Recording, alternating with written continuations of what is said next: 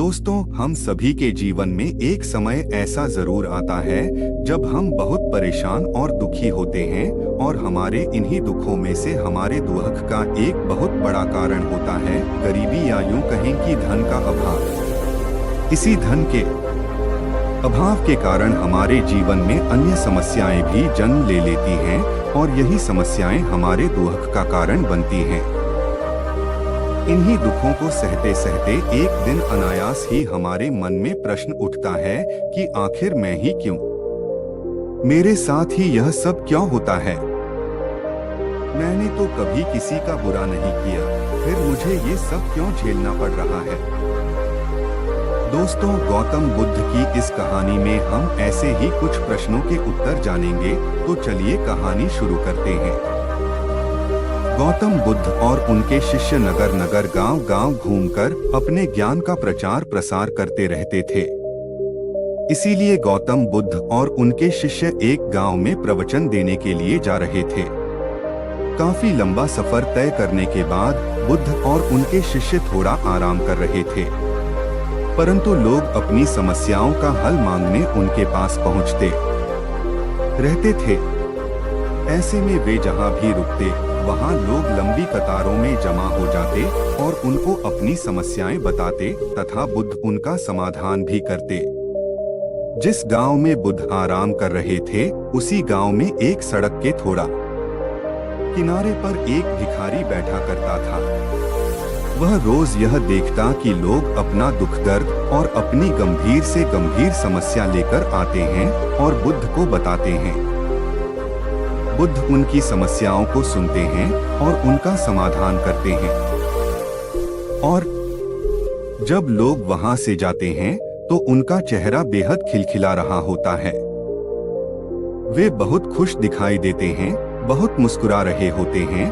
उनके चेहरे पर एक अलग ही शांति होती है और एक नए जोश से भरे दिखते हैं। इन सभी लोगों को देखने बाद भिखारी के मन में विचार आया कि क्यों न वह भी बुद्ध के पास जाए और उन्हें अपना हाल सुनाए। परंतु वह डरता था कि कहीं बुद्ध उसकी हालत देखकर उसे धुतकार ना दे। लेकिन अपने डर को नजरअंदाज करते हुए एक दिन गहरे चिंतन के बाद हिम्मत करके वह भिखारी बुद्ध के पास गया। वहां लोग लंबी लंबी लाइनों में खड़े रहते और एक एक कर अपनी समस्याओं का समाधान लेकर वहां से चले जाते। ऐसे में गौतम बुद्ध के चेहरे पर सदा मुस्कान बानी रहती और वे हमेशा इसी तरह समस्या का हल बहुत ही सहजता और आसानी से बता देते।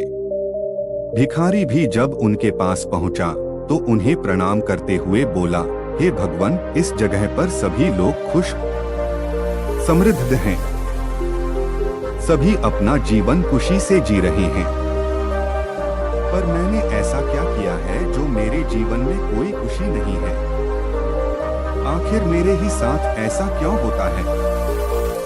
मैं इतना गरीब और निर्धन क्यों हूँ। मैंने तो कभी किसी को कुछ नहीं किया जिससे मुझे जीवन में यह दुख झेलना पड़ रहा है।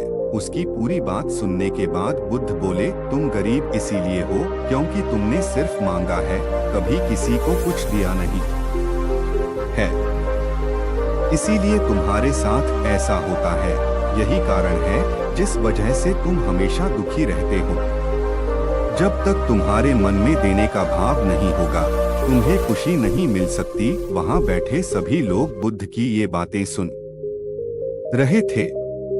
सब लोग हैरान थे और सबके मन में यह सवाल उठने लगा कि यह गरीब आखिर किसी को क्या दे सकता है।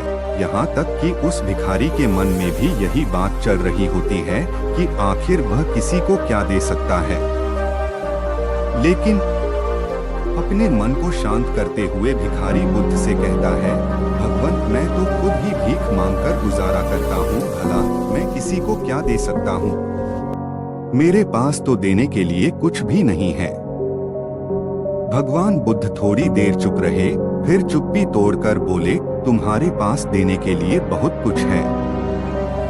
ईश्वर ने तुम्हें बहुत कुछ दिया है जिसे तुम बांट सकते हो, जिससे तुम लोगों का भला कर सकते हो, जिसमें सबसे पहले तुम्हारे ये दो हाथ हैं जिनको तुम लोगों की मदद या सेवा के लिए इस्तेमाल कर सकते हो। तुम्हारे पास मुस्कुराहट है जिसे दूसरों को देकर तुम उनमें एक नई ऊर्जा का संचार कर सकते हो, मुंह से 2 मीठी बातें बोल सकते हो। ईश्वर ने जिनको यह 3 चीजें दी हैं, उनको कभी कोई निर्धन और दुखी नहीं कर सकता। निर्धन होने का विचार तो सिर्फ हमारे मन में पनपता है। यह सिर्फ एक भ्रम है जिससे तुम्हें उबरना चाहिए और अपनी जिंदगी की नई शुरुआत करनी चाहिए। दोस्तों, कहानी के अंत में मैं आपसे बस इतना ही कहना चाहूंगी कि हाथ फैलाने की जगह देना सीखो। जरूरी नहीं कि सिर्फ आर्थिक मदद को दो ही मदद कहते हैं। कई बार प्यार से कहे गए कुछ शब्द भी किसी को सहारा दे सकते हैं। दरअसल आज के दौर में तो हम मंदिर भी जाते हैं तो सिर्फ मांगने किसी को कुछ देने का ख्याल मन में आता ही नहीं। और अगर देखा जाए तो आप जिस चीज के लिए जितना ज्यादा हाथ फैलाते हैं, वही चीजें आपसे ज्यादा दूर होती चली जाती हैं। बुद्ध हमेशा कहते हैं कि जितना हमारे पास है उतने से जिसको जितना दिया जा सकता है दो, अर्थात जिस इंसान में किसी को कुछ देने की भावना होती है वह कभी गरीब नहीं हो सकता।